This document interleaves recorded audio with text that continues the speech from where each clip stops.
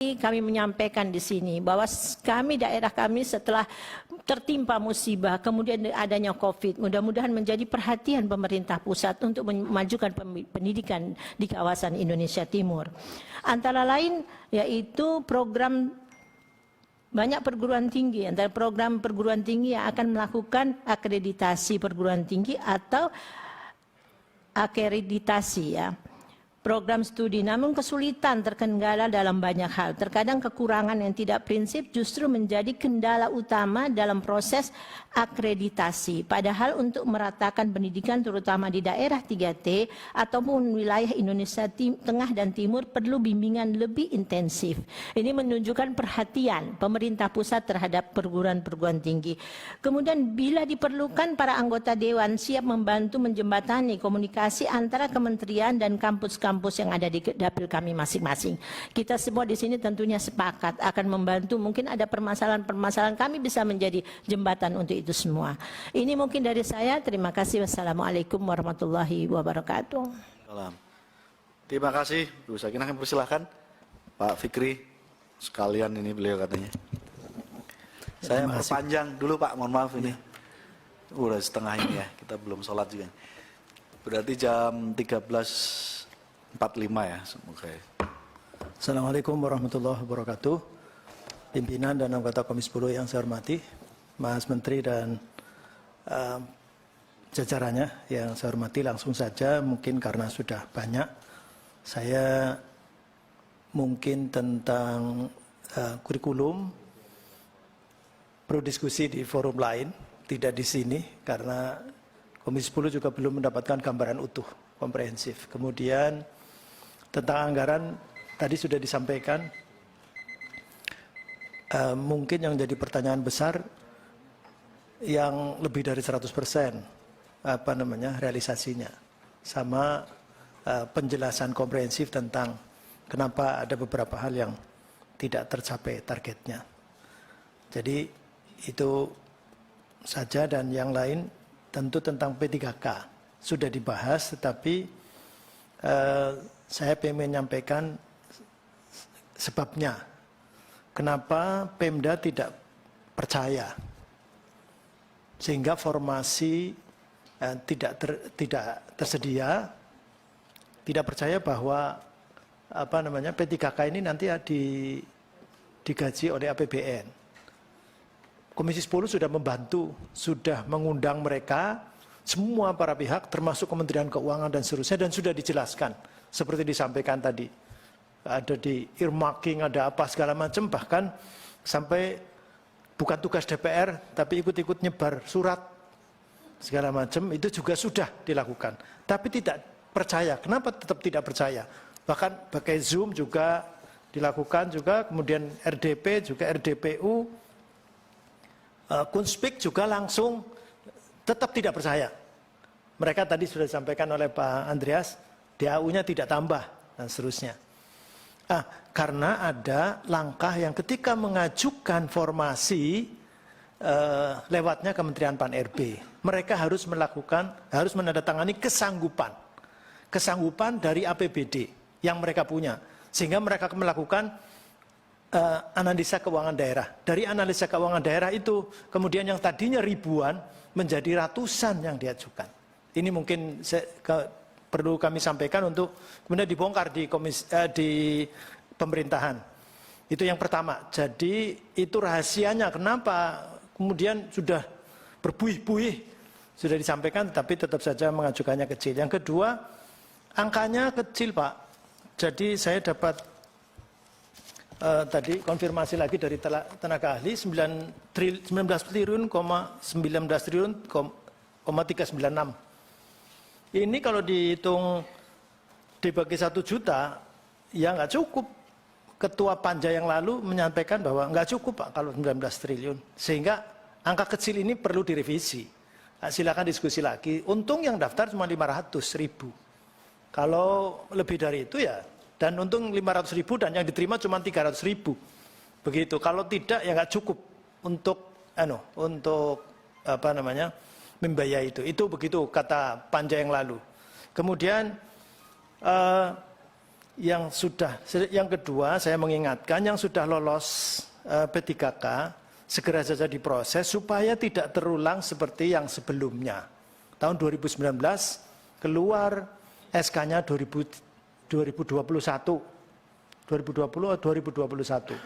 Sehingga 2 tahun sudah wafat ada beberapa, kemudian sudah pensiun, artinya usia pensiun sudah ada. Ini saya mengingatkan. Kemudian yang selanjutnya, kenapa aliansi perguruan penyelenggara pendidikan itu mengusulkan dikembalikan ke swasta? Mereka menyadari bahwa ini transisi, sehingga selanjutnya tidak apa-apa.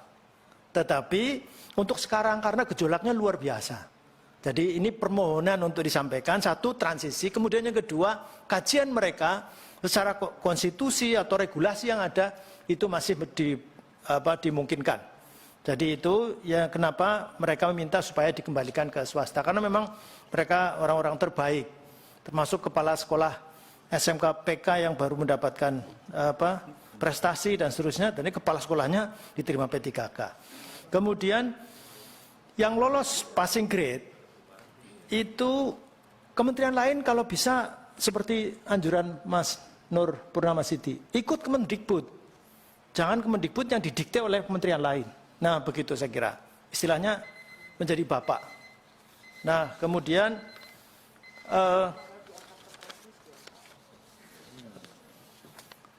seperti saya sebelumnya sudah menyampaikan di luar forum bahwa honorer ini Pak, kalau diterima sekarang 300.000 prestasi. Saya perlu menyampaikan terima kasih kepada Mas Menteri. Tapi kalau kemudian dilihat secara umum, maka ini mungkin hanya tambal sulam ke yang pensiun. Pensiun dari PNS itu sekitar 228.000. Sehingga kan nanti ini akan ada honorer baru. Nah, ini terhadap skema penyelesaian honorer di sekolah negeri, ini nampaknya harus ada pengganti yang ampuh dari PP 48 2005. Karena sudah terbukti diganti PP 43 2007, PP 56 2012, dan seterusnya tidak selesai. Nah, karena tidak selesai berarti harus ada skema, karena memang nanti ketika ini keluar, diterima P3K masih ada masuk lagi, karena gurunya memang harus disediakan. Kemudian tenaga kependidikan. Tenaga kependidikan ini sudah, mohon maaf, sudah pernah dijanjikan ketika mereka hadir. Pak Iwan juga pernah menyampaikan bahwa memang 2020 kemarin, 2021 tidak ada. Tetapi kami usahakan untuk didata lebih dulu, kemudian harapannya 2022 ini dibuka. Nah, ini tolong untuk tidak hanya dijanjikan tetapi diusahakan. Terakhir, karena tidak ada yang nyinggung, aliansi kemarin pesan-pesan juga, andaikan dilaksanakan pembatasan penerima BOS itu yang berjumlah siswanya 60, minimal 60 murid itu nanti akan semakin banyak sekolah-sekolah yang tidak akan mendapatkan BOS. Dan ini sangat menyulitkan di saat pandemi ini. Matur nuwun. Assalamualaikum warahmatullahi wabarakatuh. Salam. Terima kasih Pak Fikri. Sekaligus beliau ngambil jatah pimpinan. Selanjutnya kami persilahkan dari fraksi PAN. Fraksi PAN tadi Bu Desi menitipkan ke Pak Prof Zainuddin, tapi mohon maaf sebelum Prof Zainuddin kami persilahkan dulu Bu Iliza. Assalamualaikum warahmatullahi wabarakatuh. Syukur pada Allah dan salat pada Rasulullah.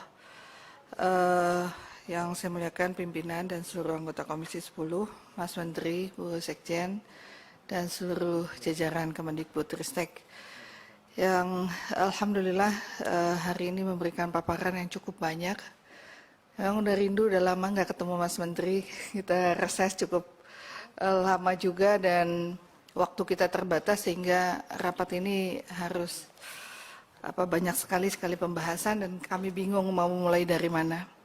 Tapi yang jelas saya mau mulai dari keluhan para guru P3K ketika kita turun ke lapangan secara teknis Pak Iwan, nanti juga saya akan secara tertulis saya akan sampaikan langsung kepada Pak Iwan.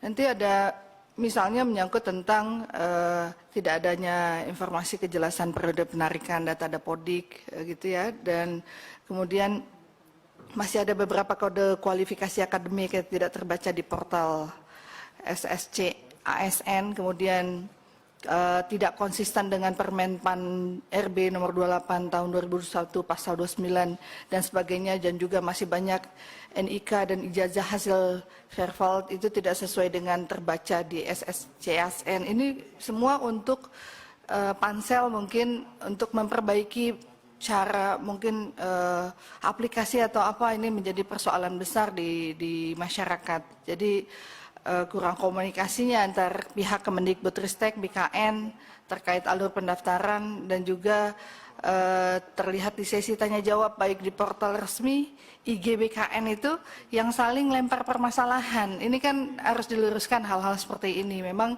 kita paham persoalan ini bukan hanya ditangani oleh Kemendikbudristek.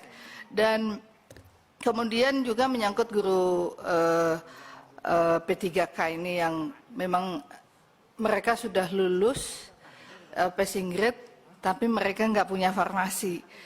Walaupun tadi dikatakan akan diusahakan, akan diupayakan, tapi kira-kira mereka punya nggak kepastian. Ini kan penting. Kalau kita orang politik, tadi kita diskusi, ini kayak kita lulus, dapat suara terbanyak, tapi nggak lulus presiden threshold-nya. Jadi kita 5 tahun ini nggak duduk sebagai anggota DPR gitu. Jadi sama juga mereka udah dapat kelulusan, mau dibawa kemana tuh kelulusannya? Ini kan menjadi masalah gitu. Nah ini satu sisi kita banyak sekali yang memang harus kita upayakan untuk kelulusan guru honorer menjadi P3K ini, tapi yang sudah lulus ini bagaimana? Kalau tadi dikatakan misalnya anggaran pemerintah daerah dengan dana DAU-nya, tapi DAU itu pun walaupun dibilang Ibu Menteri Keuangan itu sudah ada posnya yang sudah dijamin, itu kan hanya anggaran untuk gaji pokoknya. Itu pun belum tentu cukup, karena apa? DAU-nya sudah dihabiskan, tiba-tiba guru ini harus dibiayai untuk gaji pokoknya. Nah itu saja kalau ada tambahan guru, tidak ada penambahan DAU, ini akan menjadi kendala. Karena apa? Kepala daerah tidak akan mengusulkan mereka, walaupun mereka sudah lulus, nggak akan diusulkan oleh kepala daerah. Yang pertama DAU tidak mencukupi, yang kedua biaya untuk tambah tunjangan prestasi kerja mereka itu TPK-nya juga nggak mencukupi anggaran daerah. Nah ini menjadi masalah yang harus diluruskan antara pemerintah pusat dengan pemerintah daerah, yaitu kepala daerah. Dan kemudian menyangkut tentang mereka yang lulus dari swasta kemudian tidak ditempatkan di swasta tapi ditempatkan di negeri. Nah ini kan satu sisi guru-guru swasta ini mendapatkan kelebihan sertifikasi yang diberikan oleh yayasan. Mereka bisa lulus karena memang keberadaan yayasan itu yang mendukung mereka. Dan yang di negeri mungkin dalam persoalan ini menjadi kendala. Tapi ketika mereka lulus, ini kan kecewa gitu. Mereka nggak bisa balik ke sekolahnya itu, dan anak-anak sedih, orang tuanya itu kecewa gitu karena nggak bisa sustain pendidikan yang sudah mereka ajarkan. Ini kan keistiqomahan tadi. Mohon izin Pak Ketua, karena masalahnya kan banyak sekali. Saya mungkin yang terakhir mungkin bisa lebih diberikan waktu. Kemudian juga kalau kita lihat hakikat pendidikan ini kan sebagai proses memanusiakan manusia itu sendiri gitu, untuk mereka mampu berkembang, beraktualisasi dari potensi asli dalam dirinya. Nah tetapi secara kita lihat dari paparan ini belum melihat output dari capaian kinerja itu, lihat angka-angka gitu, hanya menggambarkan berapa persen penyerapan anggaran. Karenanya kami meminta agar mungkin paparan ini menggambarkan output dari proses yang selama ini berjalan, yang dirasakan oleh masyarakat, sehingga pendidikan peserta pemangku kepentingan ini punya rasa gitu. Jadi tidak hanya berkata-katik tentang angka-angka. Kemudian juga dari kalau kita lihat dari kurun waktu 5 tahun gitu ya, terjadi penurunan angka partisipasi kasar pada jenjang SD pada keterangan Ibu Sekjen waktu tanggal 29 Desember di Medcom ID dalam Kaleidoskop Pendidikan 2021 bahwa penurunan ini salah satunya akibat pandemi COVID-19. Kita sangat maklum jika ada COVID-19 ini menyebabkan beberapa variabel pemenuhan APK ini menurun.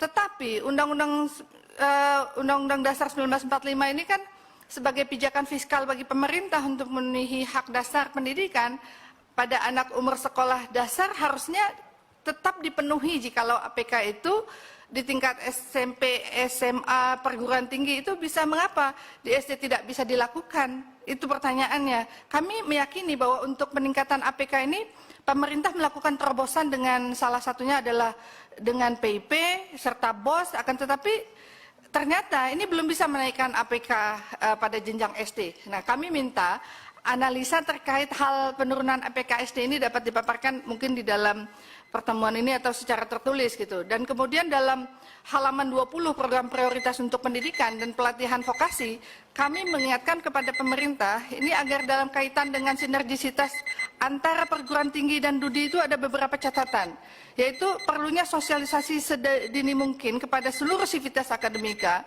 untuk pengembangan kurikulum yang melibatkan DUDI, percepatan peningkatan dosen, serta pemenuhan soft skill di kampus sehingga sinergisitas perguruan tinggi dan DUDI ini dirasakan oleh mahasiswa. Dan dalam paparan hari ini kami belum melihat progres output dari program